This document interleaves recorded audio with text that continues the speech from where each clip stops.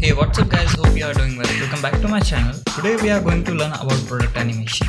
I found this portable speaker advertisement as a reference using which I tried to make my own version of it and it turned out to be a good one.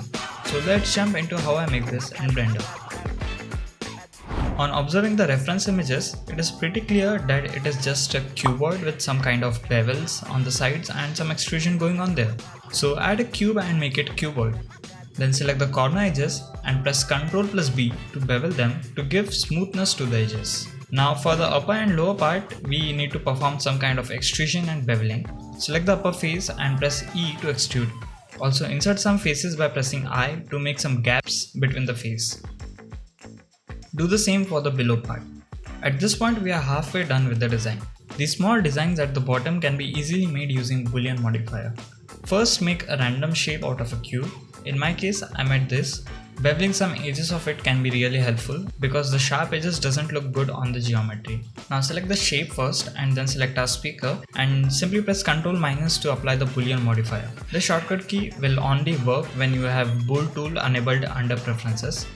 Spend some extra time adding more details like this. You can also notice that there is a circular dot pattern around the control buttons. Now since the Blender 2.93 comes with geometry node functionality, this one can be turned out to be pretty interesting. First add a circle at the appropriate Boolean position, then add a cylinder. What we are basically trying to do is that using geometry node, we will instantiate the cylinder on the vertices of the circle. Also delete the vertices that are getting in the path of the control button. Open the geometry node panel and create a new setup. Now we will add a point instance node that is useful for instancing the geometry and select the object as the cylinder using the picker tool, and we have our cylinder on the vertices of the circle. First apply the geometry modifier, then select both the objects and press Ctrl- for the Boolean, and here we are done with the modeling part. You can download the complete model file from the link given in the description below. And if you are enjoying this video up till now, make sure to give it a thumbs up and subscribe to my channel before moving further. Next step is texturing. There is nothing much going on in texturing. There is this base color with some logos and buttons and the LED lights on the top. I will first assign a black base color using the RGB node. You can also tweak the value of roughness and specular of the principal BSDF. Now we need to add buttons and labels, which are these different images that can be placed as the image texture. Add mix RGB node and image texture node. Connect color to one of the input and alpha to FAC. Also in the image texture, change repeat to clip, which means the image will not be repeated. Now UV unwrap it manually. Since more than one image texture will be added, we need different UV map for the different images. For doing this, under the properties section, click on this plus icon to make the new UV. Now in the node graph, we can add a UV map node and select the corresponding UV. This makes the UV applicable for that image only. We can again duplicate this arrangement for another image texture, assign a different UV for it, and now when you perform UV unwrapping, you can observe that it is just affecting the image we want and the other texture remains as it is. Similarly, I repeat the same process for the other image textures also. Finally, we have this big pile of node graph. We can group them by selecting the required part and press Ctrl plus G to group them as a single node. I also added the LED lights using the emission node and mix shader with the factor input coming from the image texture, which controls where the emission will be. For making the light blinking, we can hover the mouse on the strength attribute and simply press I to create keyframe.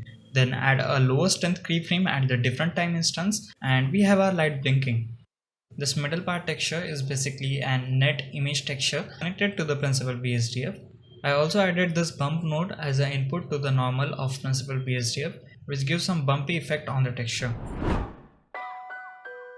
Since it is not possible to cover every camera movement, I will be covering some parts that I found unique and others are done in the similar manner. Now this shot looks complex, but it can be done very easily using constraints. We will be using a damp track constraint that helps to point the camera towards the selected object. Get the camera in the appropriate position first, then under the constraints tab, add a damp track constraints. In the target option, select the target object, which in this case is a speaker, and now we add location and rotation keyframes at a different position, and we have our basic simple animation ready. If you observe this shot, there is a movement of both camera and target object whose combination makes this animation looks cool.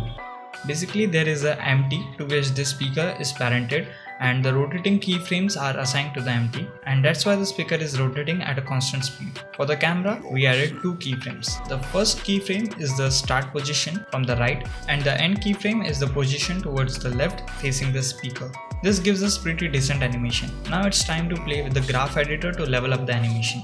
We can grab the left handle of the second keyframe and drag it towards the left. This will speed the starting portion of the animation and we have the smooth animation going on. You can always play further and add more keyframes to get your desired result. Now this one is tricky. In this, there is the movement of this cube empty along the path, and the camera is parented to that cube, so it moves along. Also, there are some constraints applied that makes the camera points toward the target. So first, align the three speaker along an axis. Now add a Bezier curve. For the ease of modification, we can convert it to the mesh by going to Object menu, then Convert and select Convert to Mesh. Make the shape in which we want the camera to move.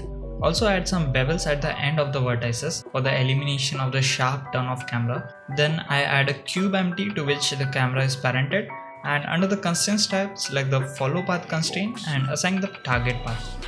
We can play with the offset value controlling the position of the camera and animate it. Sometimes we may want to reverse the direction of path, and we can do so by selecting the curve in the edit mode, right click and switch the direction. Lastly, I added a damp track constraint on the camera to make it points towards the target, and we have our animation ready.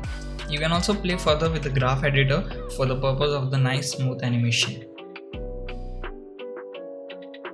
First, I modeled the speaker and motherboard using the UV unwrapping method. I recommend you to watch my modeling street tutorial to get some insight on UV unwrapping. The main part that is interesting in this animation is the speaker vibrating effect, which we can create using shape key. To do so, first select the animating object, and under the shape keys in the object data property, click on this little plus icon to add a base shape key, which is necessary for retaining the basic mesh structure. Now we need to add one more key for the changes. Enter edit mode and do some changes in the mesh. After doing this, on changing the value instance, you can see the change happening. Now for making it repeating, in the dope shade, first add a keyframe at value 0, then move 10 frames forward and add a keyframe at value 1. Now press Shift E and select cyclic to get this looping kind of animation. This part is pretty self-explanatory as there is no as such rule for lighting. You just have to try out different ways till you get the good results. In my case, I mostly used area lights for this purpose. For some daylight scene, I used HDRI downloaded from HDRI Heaven, and that's pretty much about lighting. Finally, these are my render settings for the rendering purpose. This whole animation is rendered in Eevee, and in total there are 11 different shots that has been rendered. The rest is the magic of video editing and sound designing, which gives meaning to this animation, and the final result turned out to be this.